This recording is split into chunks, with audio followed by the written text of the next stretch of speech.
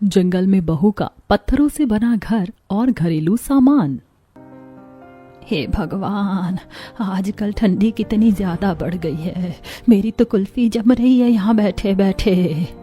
अरे भगवान, टेंशन क्यों लेती हो? आग सेक लो जब ठंड लग रही है तो। हाँ, आग सेक लो। अरे 5-5 बहुएं देख रही हैं कि सास ठंड से ठिठुर रही है। क्या इनका इतना भी फर्ज नहीं बनता कि सास के लिए आग जला दी जाए, सास की थोड़ी सेवा कर दी जाए। मेरे इतना चिल्लाने के बाद भी मजाल है कि इनके कान में आवाज गई हो।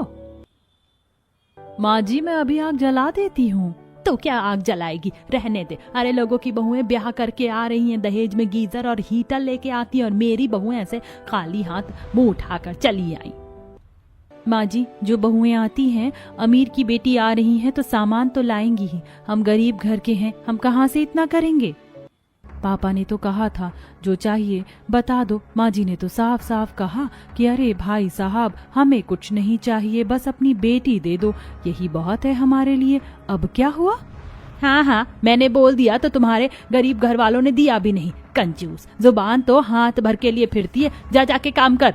सारी बहुएं अपने काम में लग जाती हैं। तभी बड़ी बहू नव्या तसले में आग जलाकर लेके आती है और सास की खटिया के सामने रख देती है।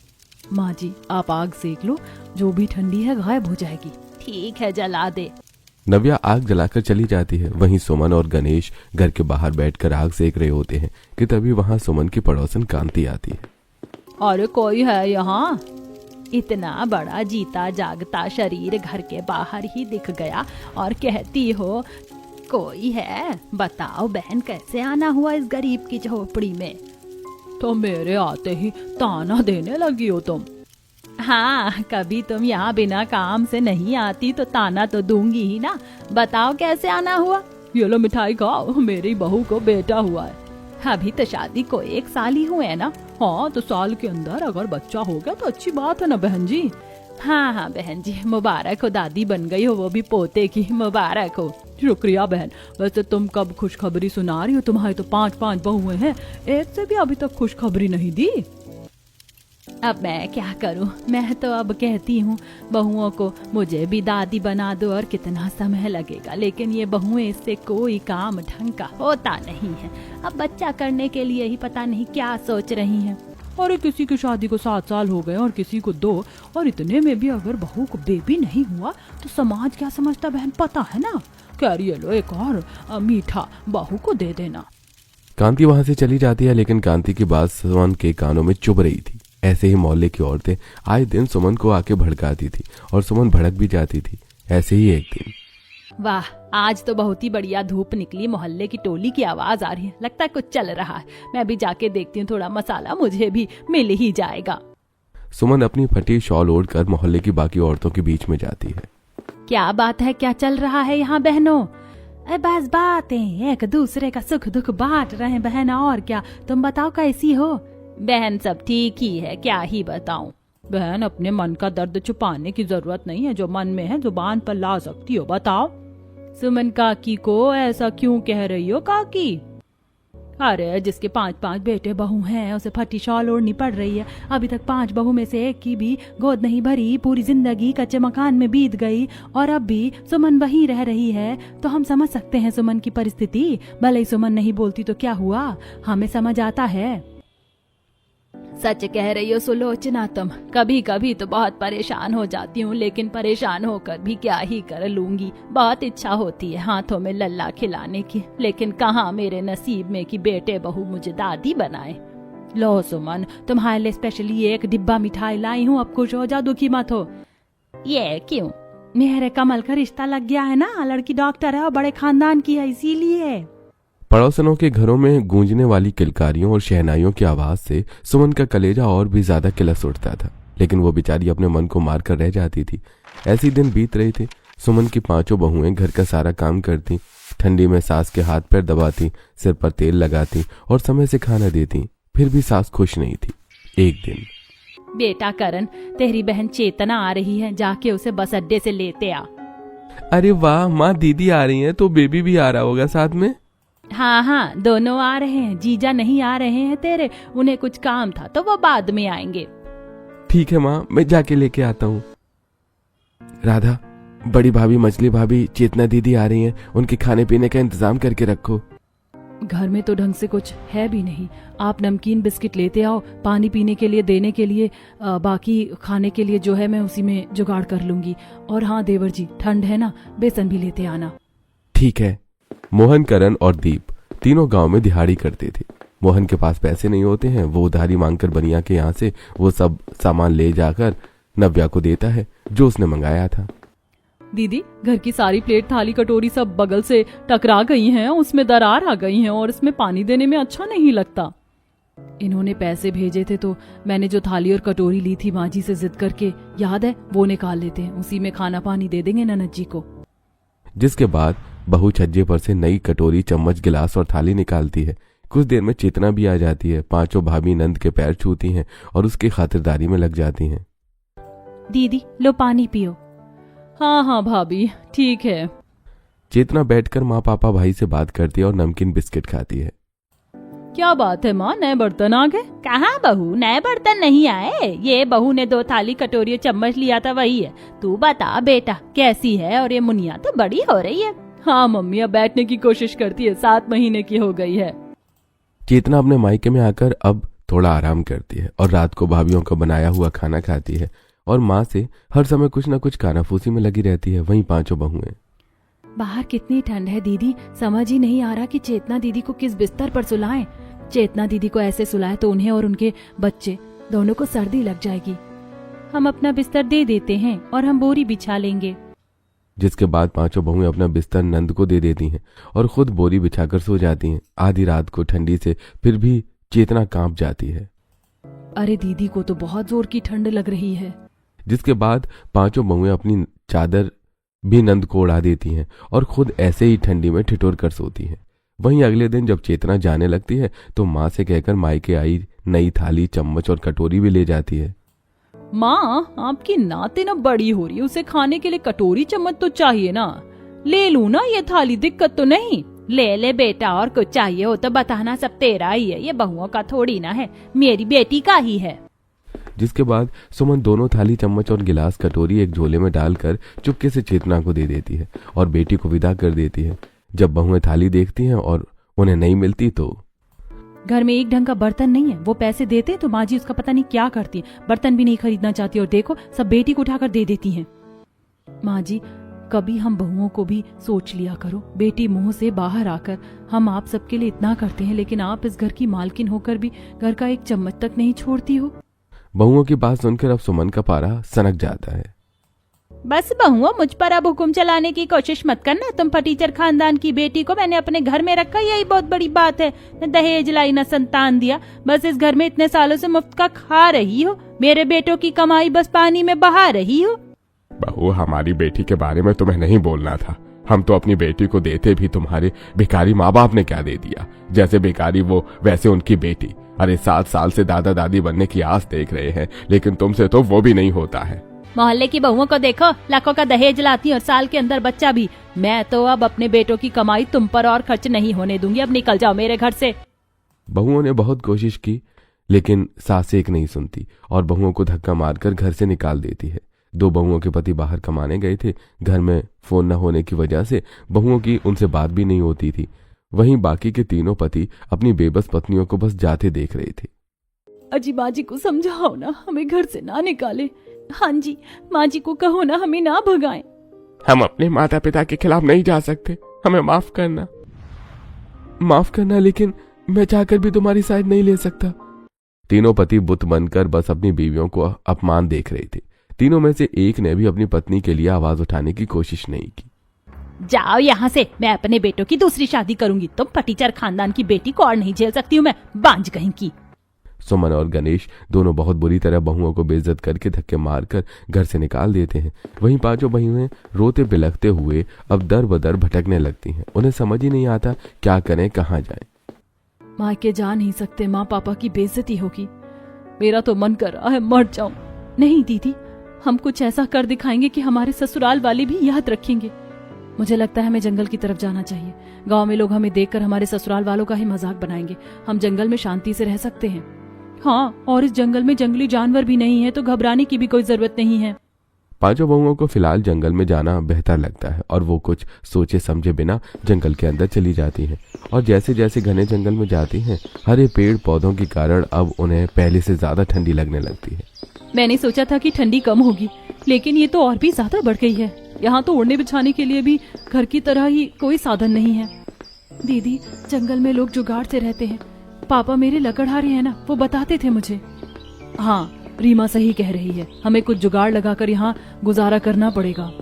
पांचों बहुएं एक नदी किनारे पहुंचती हैं। वहां 3 तरफ से जंगल और चौथी तरफ से नदी होती है। थोड़ी सी खुली जगह थी। ये जगह हमारे रहने के लिए परफेक्ट होगी। थोड़ा खुली जगह है, 3 तरफ से जंगल है और चौथी तरफ नदी है। पानी के लिए दूर नहीं जाना पड़ेगा। पांचों बहुएं वहां ठहर जाती हैं। रात हो रही थी। भूखी प्यासी बहुएं उस रात नदी का पानी पीकर सो जाती हैं।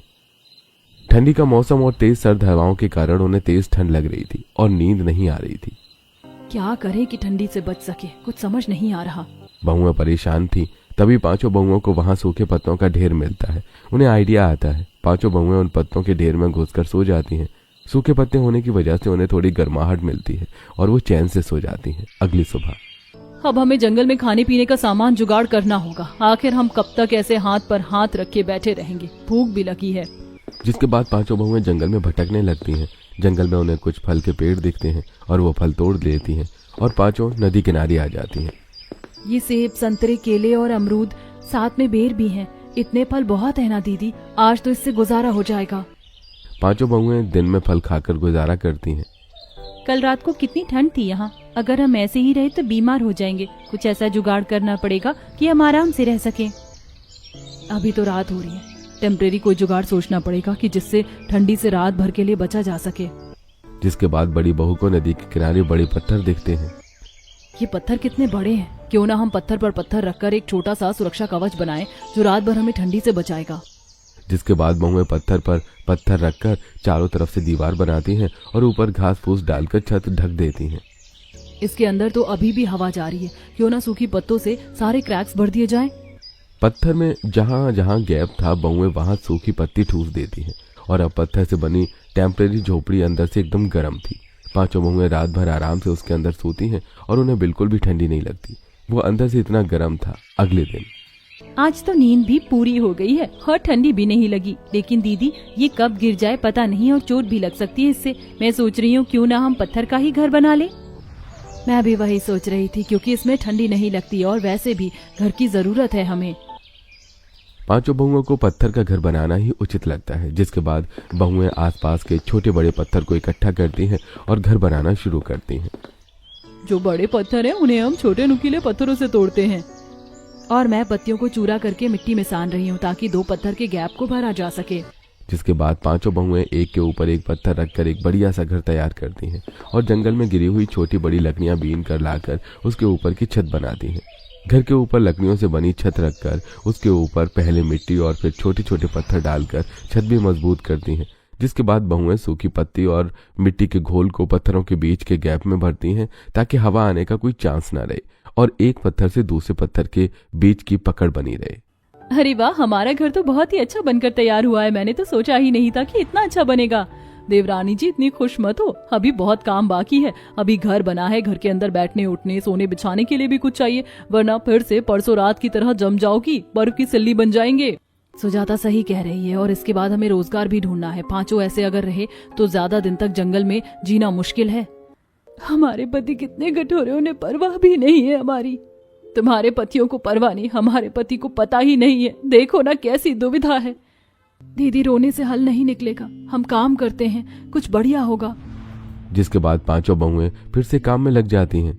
अब हमें सबसे पहले अपनी रसोई तैयार करनी चाहिए, क्योंकि 3 दिन हो गए हैं हमने ढंग से कुछ खाया नहीं है।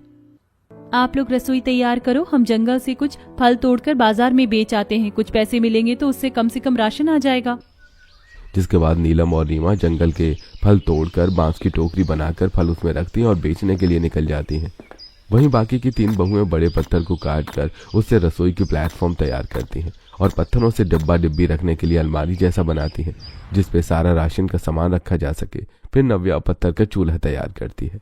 लो, रसोई भी बन गई, अब बस हमारे सोने के लिए बिस्तर तैयार करना है।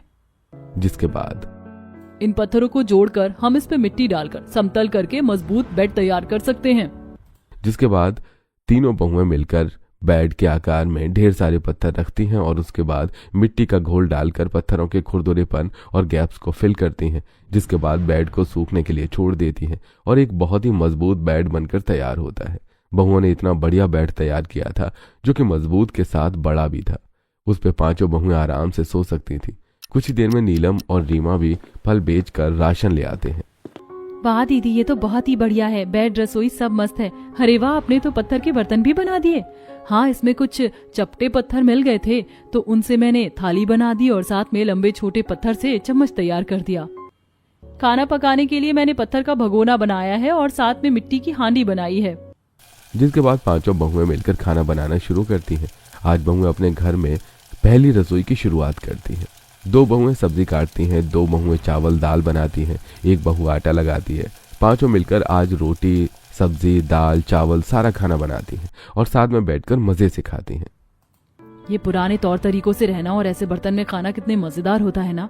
हाँ दीदी, सच में आज तो मजा ही आ गया खा के। वैसे ये जमीन पर बैठकर खाना खाने में बहुत ठंडी लग रही है। बहुत ही ज्यादा ठंडी लग रही है और हमें रजाई और गद्दा भी बनाना होगा। दिन ब दिन ठंडी बढ़ रही है, ऐसे बिना गर्म कपड़ों के क्या होगा। आज रात भर बहुएं ऐसे ही ठंडी में गुजारा करती हैं। सिर पर छत होने के कारण ठंडी कम लग रही थी। वहीं अगले दिन जब दोनों बहुएं फल बेचने जाती हैं तो राशन की दुकान से कुछ जूट की बोरी मांग कर लाती हैं और उसे काट कर सूत धागे से सिलकर बड़ी सी खोल तैयार करती हैं और जंगल में पड़े सूखे पत्तों को जूट की बोरी के खोल में भरकर रजाई और गद्दा बनाती हैं और छोटी छोटी तकिया तैयार करती हैं। अरे वाह, हमारी रजाई तो बहुत ही ज्यादा गर्म है और देखने में भी कितनी सुंदर है दीदी। मैं सोच रही हूँ ऐसे ही सूखे पत्तों से हम अपने लिए शॉल और चादर बना लेते हैं। कम से कम ओढ़ने बिछाने के काम आएगा और साथ में जमीन पर बिछाने के लिए दरी भी है। फिर पांचों बहुएं मिलकर सूखे पत्तों से ओढ़ने बिछाने के लिए चादर, शॉल और दरी तैयार करती हैं। जिसके बाद बहुएं पत्थरों से डाइनिंग टेबल बनाती हैं ताकि पांचों बहुएं आराम से बैठकर खाना खा सके और उन्हें जमीन पर ठंडी में न बैठना पड़े। ये 5 पत्थर यहाँ पर रखकर बीच में पत्थर का टेबल रखते हैं। हमारी डाइनिंग टेबल परफेक्ट लगेगी। फिर बहुएं वैसा ही करती हैं। बीच में बड़ा सा पत्थर से बना टेबल रखती हैं और उसके पांचों तरफ बैठने के लिए बड़े पत्थर। जिसके बाद बहुएं पत्थर से ही अलमारी भी बनाती हैं ताकि उनके सामान और कपड़े एक जगह करके वो अलमारी में सजा सके। वाह, सब कुछ कितना परफेक्ट बनकर तैयार हो गया है। मैंने तो सोचा भी नहीं था कि ये इतना अच्छा बनेगा। मेन चीज बाकी है, क्या हम हमेशा नदी पर खुले में ही नहाएंगे? दीदी, क्यों ना हम पत्थर से ही वॉशरूम भी बना ले। इसके बाद बहुएं पत्थरों को जोड़कर घर में ही टॉयलेट और वॉशरूम बनाती हैं और नदी के पानी ठंडा होने के कारण उन्हें बहुत ही ज्यादा ठंड लगती है। जिस कारण वो वॉशरूम के ऊपर एक पत्थर की टंकी बनाती हैं और पाइप लगाकर नदी से कनेक्ट कर देती हैं। जब रात में नदी के पानी का बहाव तेज होता है तो टंकी अपने आप भर जाती है और पानी को गर्म करने के लिए बहुएं 2 मुंह मटका बनाती हैं जिसमें नीचे कोयला रखती हैं और ऊपर नल चालू कर देती हैं। टंकी से डायरेक्ट पानी आता है। अरे वाह, ये तो मटका गीजर बन गया। कोयले की गर्माहट से पानी गर्म हो रहा है, टोटी चालू करके पानी डायरेक्ट बाल्टी में और शावर से। ये सही है। अब तो हमें ठंडे पानी से भी नहाने की जरूरत नहीं है, पानी इतना गर्म जो मिल रहा है। ऐसे ही बहुएं घर को गर्म रखने के लिए पत्थरों को जोड़कर एक चौखट बनाती हैं और उसमें ढेर सारा कोयला डालकर पत्थरों की हीटर तैयार करती हैं जिससे पूरा घर एकदम गर्म रहता है। हमारे ससुराल वालों ने हमें बांझ बोलकर बाहर निकाल दिया था और देखो आज भी वो लोग उस टूटी छत की झोपड़ी में रह रहे हैं और हमारा तो घर भी बन गया और सुविधा भी हो गई। हमें तो समझ नहीं आता कि हमारे पति को हमारी थोड़ी भी फिक्र है या नहीं। होती तो हमें ऐसे जाने थोड़ी ना देते। बहुएं कुछ पल को उदास होती हैं और फिर काम में लग जाती हैं। धीरे धीरे उन्होंने पत्थर से घर की सारी चीजें बना ली थी, अपनी गृहस्थी संजो ली थी। मैं सोच रही हूँ बाजार में फल बेचने से अच्छा क्यों ना अब हम पत्थरों से बने बर्तन और गहने बेचें। लोगों को आजकल कुछ यूनिक चाहिए होता है। अगर हम कुछ यूनिक देंगे तो लोग खरीदेंगे। हाँ दीदी, आप बिल्कुल सही कह रही हो, हमें ऐसा ही करना चाहिए। जिसके बाद पांचों बहुएं मिलकर पत्थरों से थाली, चम्मच, कटोरी और भगोना तैयार करती हैं और साथ में बहुएं छोटे पत्थरों की मोती बनाकर उसकी माला बनाती हैं। पत्थरों को घिसकर उससे अंगूठी और ब्रेसलेट तैयार करती हैं और साथ ही साथ वो पैरों की पायल, गले का हार और कान के झुमके जैसी बहुत सारी चीजें और गहने पत्थर से ही बनाती हैं जो कि दिखने में बहुत ही ज्यादा सुंदर थे। हमने जो पत्तों की शॉल और दरी बनाई है दीदी, ये भी काफी किफायती है, लोगों को पसंद आएगी। ये भी बनाकर बेचते हैं और अभी नया साल है तो हम पत्थरों और पत्तों से तोरण भी बनाते हैं, ये भी अच्छे बिकेंगे। हाँ, जब लोगों को कुछ अलग दिखता है तो वो जरूर खरीदते हैं। जिसके बाद बहुएं पत्थरों और पत्तों से तोरण और पत्तों की शॉल और दरी बनाकर बाजार में बेचने जाती हैं। पांचों बहुएं बाजार में ऐसी चीजें बेच रही थी जो किसी के पास नहीं थी, इसलिए ऑटोमेटिकली लोग खिंचे चले आते हैं और खुशी खुशी पांचों बहुओं उनके द्वारा बनाए हुए पत्थरों का सामान खरीदते हैं। अरे वाह, ये पत्थर की माला कितने की है? मुझे दे दो एक। ये लो काकी, ये 200 की है। ये लो पैसे। अरे ये पत्तों की दरी कितनी सुंदर है, मुझे इसे घर ले जाना चाहिए। बहन जी कितने की है ये पत्तों की दरी?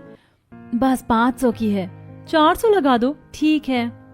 जिसके बाद रीमा दरी बेच देती है। ऐसे ही अब पांचों बहुएं जंगल में रहती हैं और रोज तरह तरह का सामान बनाकर बाजार में बेचा करती हैं, जिससे अब उनकी आमदनी भी अच्छी खासी होने लगी थी। धीरे धीरे बहुएं रोजाना अच्छी कमाई करने लगती हैं और पैसे इकट्ठा करने लगती हैं। वो बढ़िया खाती थी और थक हार कर जब घर आती तो अपने बनाई बिस्तर पर आराम से पत्थरों से बने घर में सोती थी। ऐसे कुछ दिन बीत जाते हैं। वहीं गांव में अब तो ऐसा लगता है कहीं बहुओं को भगाकर मैंने गलती तो नहीं कर दी। मेरे ही पापों की सजा आज मुझे मिल रही है। मेरे पति को लकवा मार गया।